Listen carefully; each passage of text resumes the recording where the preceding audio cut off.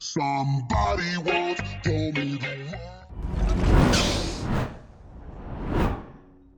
Crikey, welcome back to AsArt. We're looking at a big, huge crocodile and a big ape in King Kong versus Godzilla. Here we go. We're going to be breaking down Godzilla versus King Kong. It just came out on HBO Max. Me and John are big visual effects people, and this is a big visual effects movie. Yeah, and for if you sure. guys don't know already, we do VFX reviews all the way from Parasite, where it's very minimal and how it, blends in and stuff, all the way to the new Justice League or Wonder Woman 1984 or the Mandalorian and the Luke Skywalker deep fake / CG face and all that good stuff. By the way, there's links everywhere. And we also have a podcast, which is on Spotify and Apple Podcasts. iTunes. Yes, iTunes. Thank you, John. And now we're going to jump into it. So first of all, before we jump into it, let us know if you watched it. Spoilers if you haven't, because we're going to be spoiling probably the movie. And then let us know if you liked it, disliked it, if you liked the story, or if you just watched it for the VFX. It was like a boxing match to you. You just wanted to see the heavyweight boxers go at it kind of thing. So we're going to go into it, talk about our favorite things that worked, things that didn't work. And yeah, let's just jump into it. The first thing I have to say, as soon as I started the movie, John, I'm like, am I watching Shrek? I just swore like the whole beginning, I just heard the song like somebody, and he's like taking a shower. He's like scratching his butt. He's like yawning. I'm like, dude, this is totally the Shrek movie. And I didn't think of it at first, but Nick had posted on our TikTok. If you guys haven't seen the AsArt TikTok, he had posted a video that he just put up there, and I saw it. I was like, oh my gosh, this is totally Shrek. I started laughing. I didn't even think about it while I was watching, but it totally is. It was hilarious. Yeah.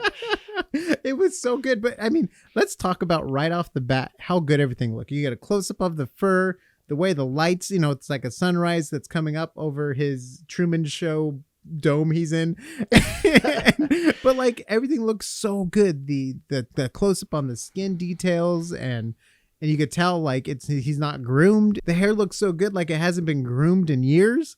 And it's just everything. The water, there's so much good water effects in this movie too. Like to when he's bathing underneath the waterfall, to when his hand's just in the water on the side of the boat. That huge boat fight sequence where boats are exploding and he's underwater and just the splashing and upside down. And it's just amazing visual effects.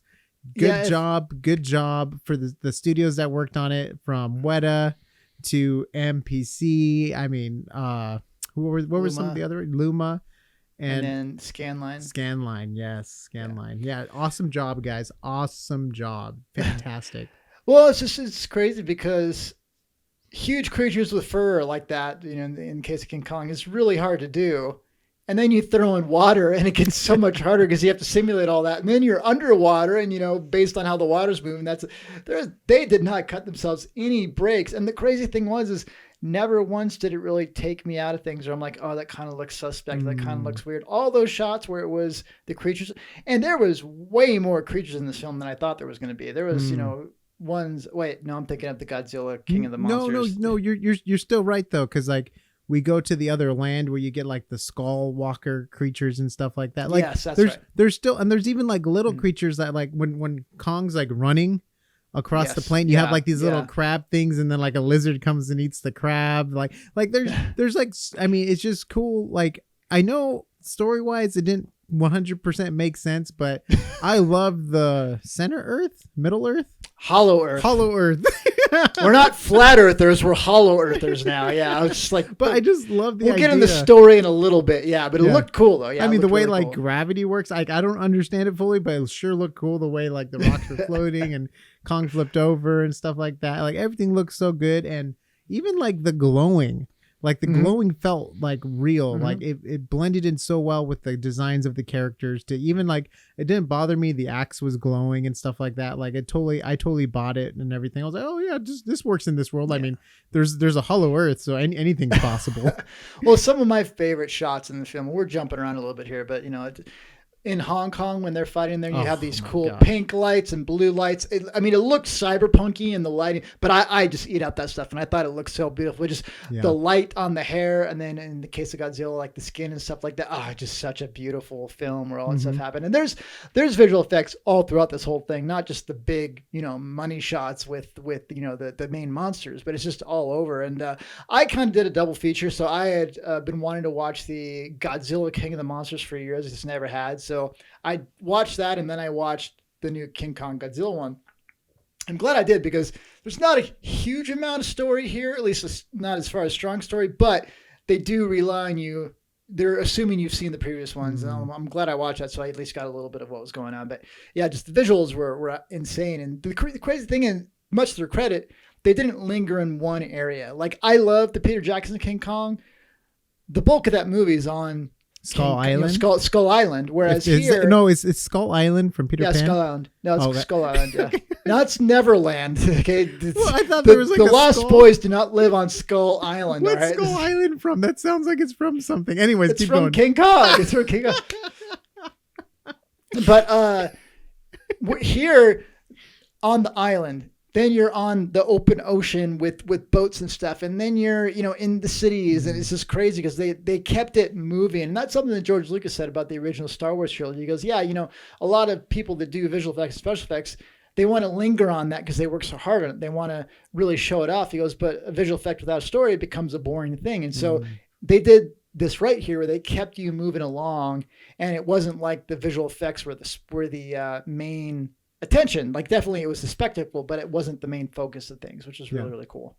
I mean, the fight sequences, though. I mean, it was so cool how you went from nighttime to like morning dawn, like how long the fight went. And then that's when you got spoilers. You got Mecha Godzilla, Transformer Godzilla. We're gonna get into that. I mean, very impressive. Yeah, very impressive. Like visual effects wise, like story wise. Probably, I mean, it kind of makes sense. It kind of doesn't. But like, I mean, John, you can't have a versus movies without a team up, right? This is what I told you. By the way, we did a review. Let's get this over with. In a previous video, Nick goes, I'm going to tell you what's going to happen right now. King Kong and Godzilla are going to team up. I'm like, that's so effing stupid. No, that's not going to. No. And then Nick's always right? As soon as it happened, I'm like, God, this is so lame. But I have no background history with Godzilla movies except for the 2014 Gareth Edwards one. So I don't know. But that's a whole thing, though, right? The 1964 King Kong versus Godzilla. You do have some background. I had to watch that because but think about it, even in that one, there wasn't even a clear winner.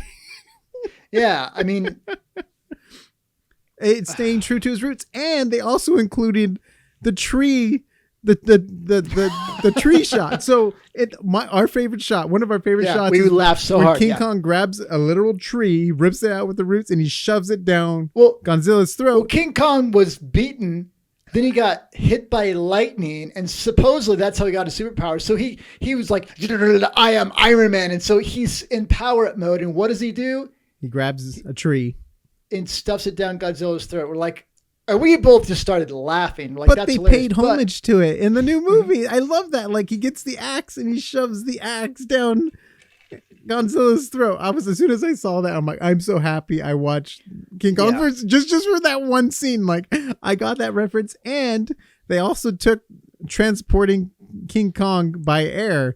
The original version, it was balloons, and they popped the balloons and he balloons with fishing wire. It looked so bad. And this version was a net with helicopters, but it's also kind of taken. And they also took the whole boat sequence, transporting King Kong by boat, and except for there was an epic battle.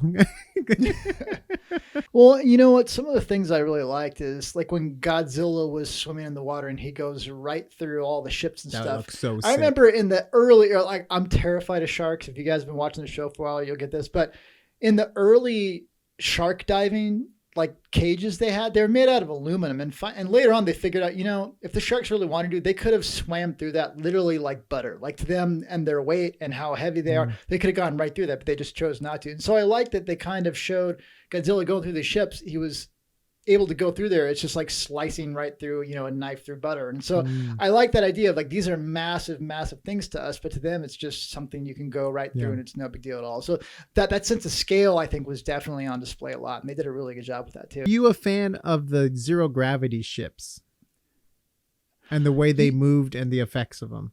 Once they said there was a Hollow Earth, I was on board for anything else at that point. It's like, all right, check out your expectations. I mean, of did dwarf, you what's like it supposed to be though? realistic.